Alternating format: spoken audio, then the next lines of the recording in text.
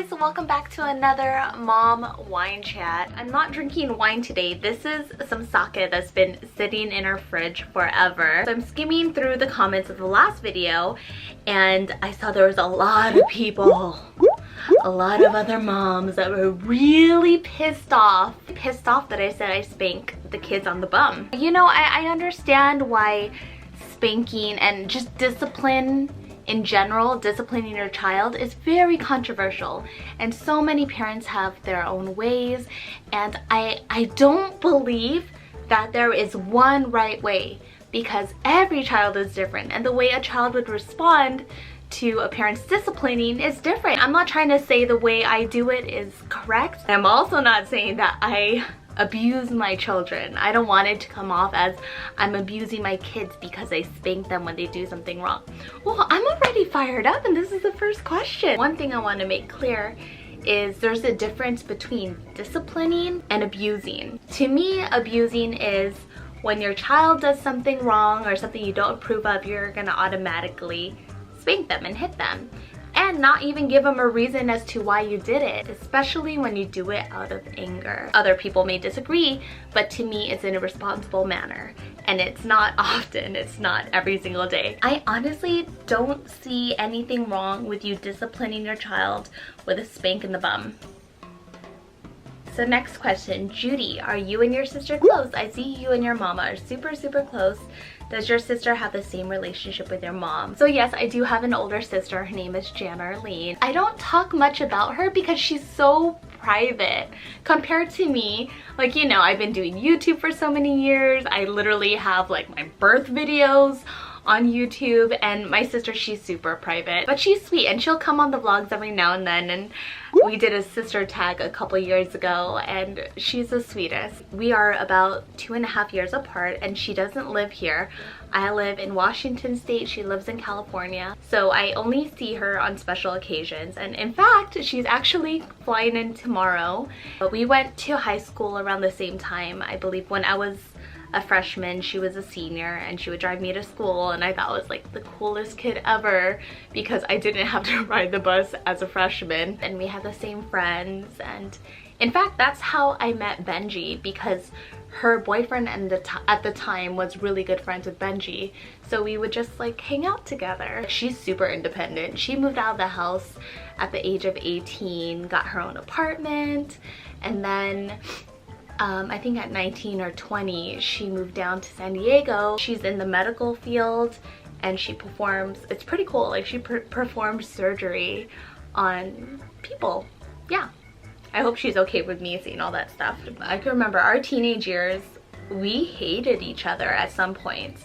We would fight all the time and literally pull each other's hair and sock each other. Oops, we would sock each other. It was bad. It wasn't until we separated that like it got civil. It's funny how that works. We just both definitely matured and I love her so much. Oh my gosh, I wish she would move back to Washington. Everybody wants her to move back. Okay, next question. Anu asks, what made you decide to have kids? I'm struggling with this because I don't have any baby fever.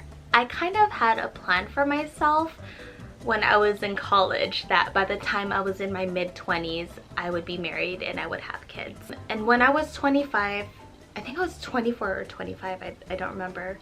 Wait, how old am I? We got married in 2011. So yeah, I got married at 25 and I had Juliana at the age of 26. And it's not like we ever discussed it. I never told Benji I want to get pregnant right away. Once you are pregnant and you have your child, all of it just comes naturally. It's like how a bear would have their cub, or how I don't know, like a cow would have their calf. They know what to do immediately after the baby comes from the womb, and you know, you lick off the placenta or whatever. It's the same for humans. Like it just comes naturally. Did that answer the question? I don't know, I feel like I was all over the place. Wrapped in Silk asks, what is role play? I think you should just exit out of this video, okay? You're too young. How have you overcome your jealousy? I could recall one time I was jealous with Benji. Oh my gosh, should I tell this story? This was so many years ago, so long ago. This was before we were even engaged. He went on a trip to Vegas, and it was like for a work thing, and then he butt dialed me, and I heard another girl's voice, like other girls' voices, and he was talking, and I'm like, it's like intently. It was a voicemail, okay? It was like super casual, nothing. And at that point, I was so jealous.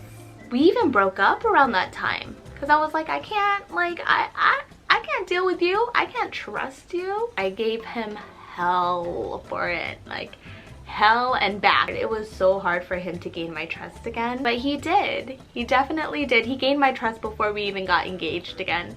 But ever since then, Benji has never, ever given me a reason to be jealous or insecure. He goes as far as to, when he's talking to somebody of the opposite sex, he tries not to be in a room alone with them. Like, he's not even given an opportunity for an affair to happen. He goes through major extremes. Like, for instance, we have our friend Natasha. She comes over to cut our hair. I forgot what I was doing. I was out doing something, and he literally called Melody and asked her to come to the house while he was getting a haircut by our hairdresser so he wouldn't be alone with her.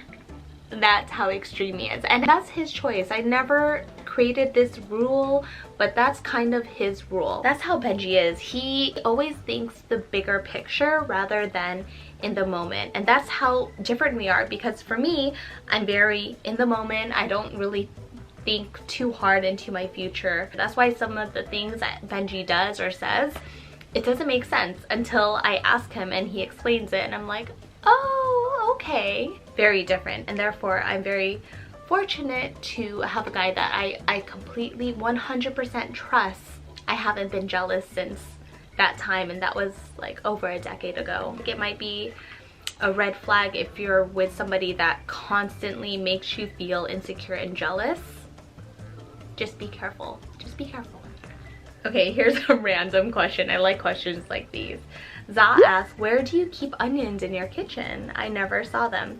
We keep them outside in the corner of our kitchen. It's a corner bowl where we keep our onions and potatoes and garlic. It all just stays there. How do you cope or deal on days where the girls are just too cray and you have zero patience?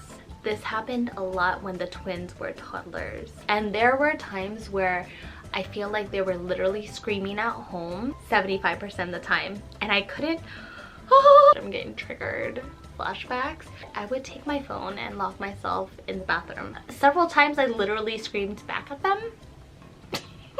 Sorry, my battery died. I'm pretty sure the whole neighborhood heard, but the look on their face of confusement, and I mean, they stopped crying, so it worked. Yeah, I haven't had one of those in a while, because now when they act a little crazy, I tell them, go upstairs in your room, you guys. Like, I can't handle it. And yeah, I typically just blast my Whitney Houston music.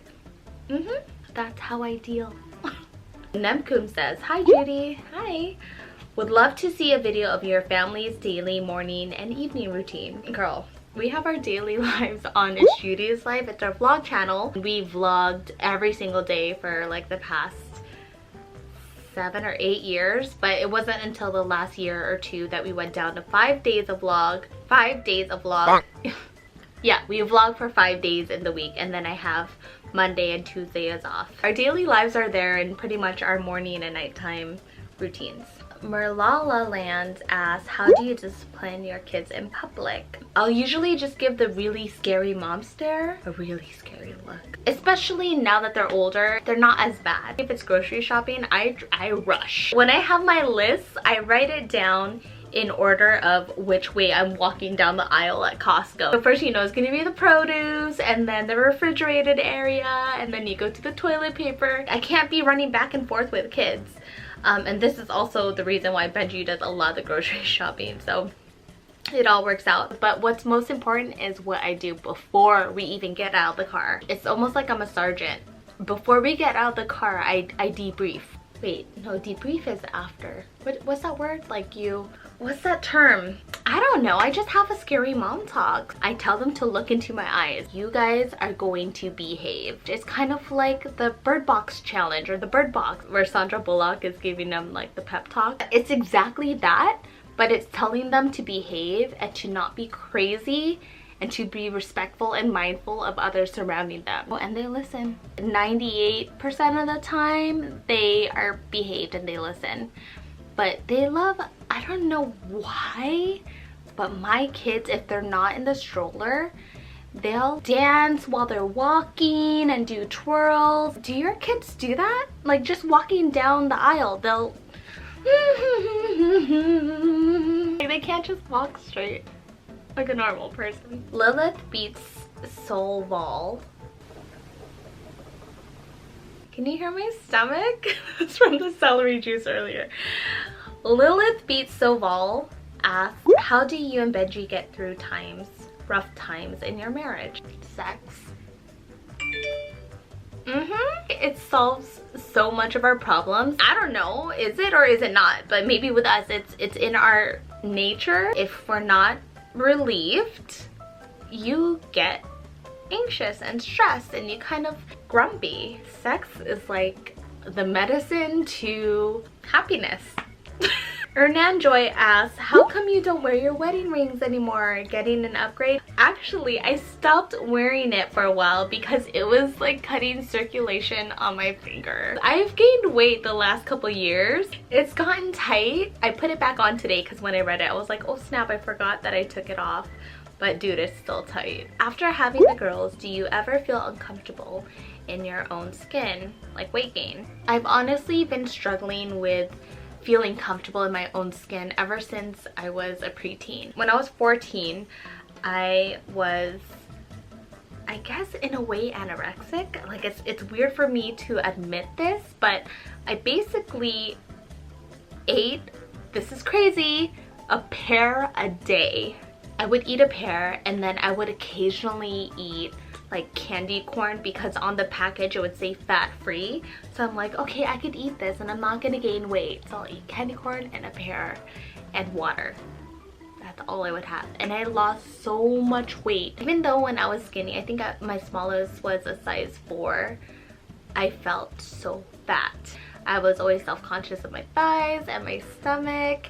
I mean, even to this point, I still am. I don't feel confident enough to wear, definitely don't feel confident enough to wear a bikini or even a one piece unless I have a cover up or something. But it's something I've struggled for almost my whole life. I feel like I've done every diet in the book. I used to do these protein shakes that were meal fillers. I lost a lot of weight doing that. I did Atkins, I did, what is it, like Whole30, and not Whole30, I did like some kind of boot camp stuff, but I would gain back at any time I would stop a program. I was miserable, so miserable. I'm not thin by any means, I'm still pretty thick, but I've accepted, like, dude, this is my body. I still feel sexy. Benji makes me feel super sexy. I'd lie to you if I said I was comfortable in my own skin. I just don't obsess like I used to for trying to lose weight. So I guess that's about it for the mom talk for now. Thank you for sending in your questions, and if you guys want to talk about more stuff, comment them below and I will catch you guys in the next chat. Bye.